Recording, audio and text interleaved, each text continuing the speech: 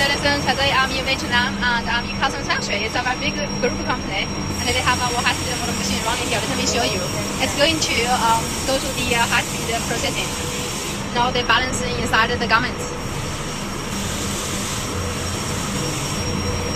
We are going to reach the 480 RPM. Now it's reaching 139.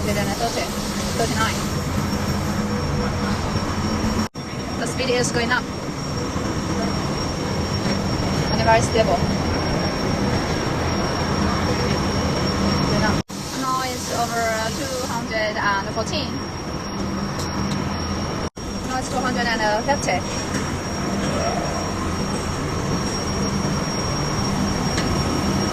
Going up again.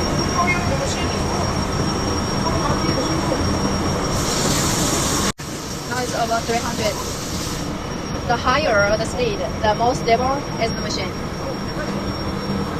This is our machine, tank, cabinet, and machine. This is for washing. Now it's about 466, almost to reach the 480.